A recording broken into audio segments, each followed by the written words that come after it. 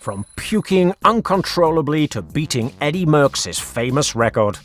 From Greece to France, after crawling through Italian territory, waving to fans and his once-hated Lance from the bus. From 400 days without a win in the World Tour to literally obliterating the best sprinters in the peloton in one of his most brilliant victories as a pro. And he's done it totally unchained. The guy who, from 2008 to 2014, crushed the biggest dopers totally clean, has done it again. The British legend in mummy form returns like Brendan Fraser returned to the highest echelons of Hollywood. And now he can dedicate his triumph to Michele Gazzoli, who we imagine will be cheering wildly and shouting at his smartphone screen, "Fuck you, Uncle Cycling Highlights!" And this after making a video call to the Kazakh army commander, or at least that's how we imagine it going on. We're also talking about the second oldest pedalist of all time to win a Tour de France stage, something we imagine will make Chris Horner very, very happy on his hilarious YouTube channel. This was the embarrassing fifth stage of the Tour de France, where many outstanding debts have been paid. Subscribe to the channel for more daily content from La Grand Boucle. And now, without further ado, let the show begin. The day began with some almost direct allusions to this channel from the Garmin team, who are always so concerned about social networks. Of course, it was all in relation to the arrest of the cyclist who has been expelled from his team. But really, that guy, he's a nice, funny guy. Please, watch him. Even if he's recording himself just getting a tattoo, he's doing it for you.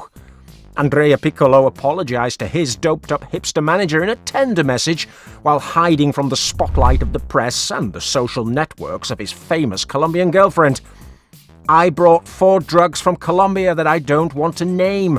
I want to take responsibility for it. I was tested and nothing came out, but it turns out they found a medicine that you can't bring with you. I apologise. Forgive me." "We forgive you, Andrea. We forgive you." Maybe Vortas doesn't, but we're glad that you revealed that you weren't carrying 50 vials of growth hormones, that you were only carrying 4. And we're also glad that you didn't say they're for your pets or friends who go to the gym, of course. Someone who didn't take it so well was your partner, the local hero from Florence who was betrayed by the evil Piccolo. He said, "When Andrea came to the team, I befriended him because he was Italian like me, and I tried to help him. Now I see him as an idiot." Well, we agree with our gangster friend that the former Gazprom team rider is not a Nobel Prize eminence, but still, it's curious that Piccolo, a polyglot suitable for a team sponsored by a language academy, was especially friendly with you, and also with those Colombians on staff too, we suppose. We encourage you to, snap out of it, Alberto. Get rid of this trance, and maybe then you can give us a nice show in this Tour de France. The Garmin team manager and legendary troll writer, Charlie Wegelius, the popular, clean British cyclist who obviously also has been betrayed by his young Italian disciple, and also a man who defends to the hilt the guy who's fed him for the last few years, said, "It angers me that he could have done this. What really bothers me is that people see what Piccolo has done and they accuse Jonathan Vortas." Well, Charlie, if you prefer it, we can always accuse you. We don't know if it was the position of the representative or the position of the sponsor or Vortas himself, but signing a guy bounced from 2 teams in the same season, well, whether you want to admit it or not, it has to be the responsibility of someone, probably the top manager. Someone, dear Charlie, who has adopted in his team multiple dopers, and unfortunately also someone that has suffered some cases of doping over the past 15 years. Now, I understand that you may have a personal friendship with the guy who's been supporting you for more than a decade, but attacking those of us who link Vortas with Piccolo is not going to help your case in the least. In fact, it was the doped-up hipster himself who, in an interview with another great hypocrite, David Walsh, in The Times, tried to clean up his image, but only dirtied it even more. He said, "Today's cyclists don't deserve the burden of our doped-up generation. I signed Piccolo because he had a VO2 max of 97, and I thought he was spectacular. Sure, finger-clicking hipster hepcat, of course you did. The problem is that in the last 3 years you have two young, very young guys like Luis Villalobos and Andrea Piccolo who, regardless of their significant, notorious physical abilities, have been sanctioned or arrested for possession of doping substances. But Wouters goes on to defend himself hilariously. He said, "I'm inoculated with being called a hypocrite, but these guys are good young men and for the most part they compete clean. And the sad thing about this case is that it's only going to reignite doubt and suspicion and cynicism." Now that is an example of pure hipster hypocrisy.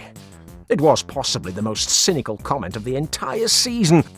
An absolutely pitiful reaction from a team manager who was trying to threaten Tadej Pogacar for not letting teams like his win in the races.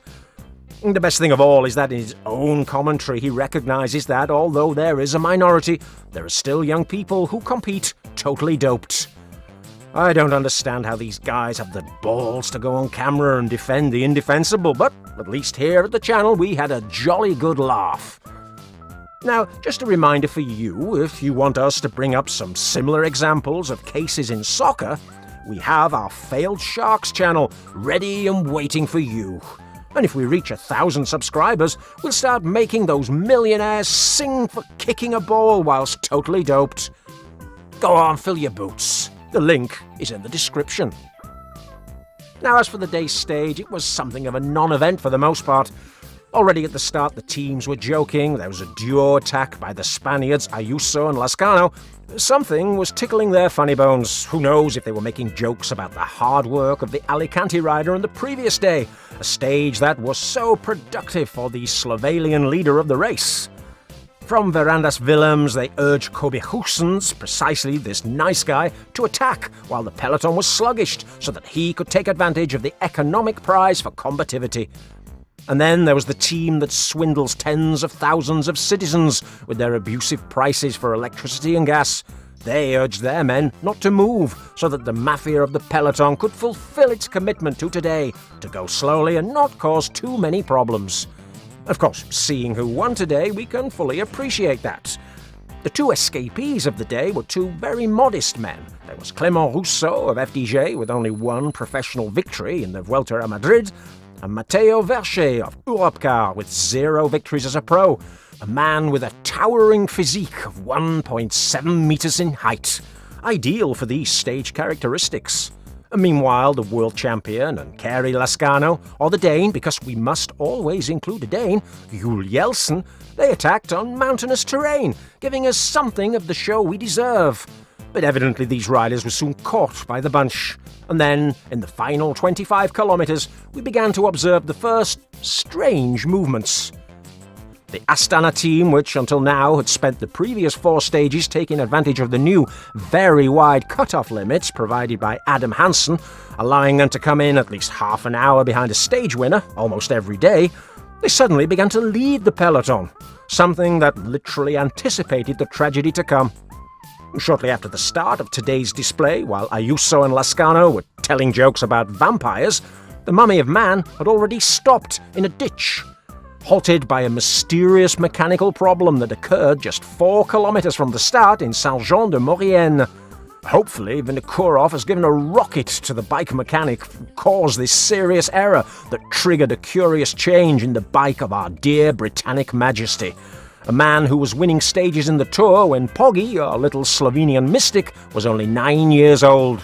A man who evidently showed admiration when, in 2021, the mummy was revived in Lefebvre's stable, also totally unchained. Well, literally, because he won with the chain completely rolled off. Today, remembering that admiration, Saunier Duval rested, while the magical Blue Smurfs led the peloton, singing with joy and gaiety, until arriving with all the necessary gasoline at the Flamme Rouge. No team seemed to be that well prepared for the sprint through the streets of San Vulbas. Not even the son and grandson of dopers was able to put the winner of Milano-San Remo at the head of the bunch. And then, after several clashes, the guy who was unable to follow the wheel of his teammates in Turkey just a few months ago was now enjoying the advantage of the new wheels that he had changed so effectively earlier. They gave him the security of not puncturing in the final meters, and as he shot off towards the finish line, he was still pedalling Unchained, like a beast, even uphill, just like the bald, bandaged monster from the movie we mentioned earlier when it came to attacking the poor, attractive archaeologist. Ever so sure of himself, race number 191 was vomiting euphoria on the public and on old Eddy and on all the cycling fans, who were extremely stunned to see how his chain came off when he crossed the finish line, when he threw the pedals back, just like he did at Quickstep 3 years ago. Netflix already has one more story of overcoming to tell and to sell. Owen Hansen can celebrate the victory of a guy who loses more than 157 minutes to the yellow jersey on just 5 stages. Overall, it's a day of revelry, and we should all celebrate, because at least the record-breaking story is finally over.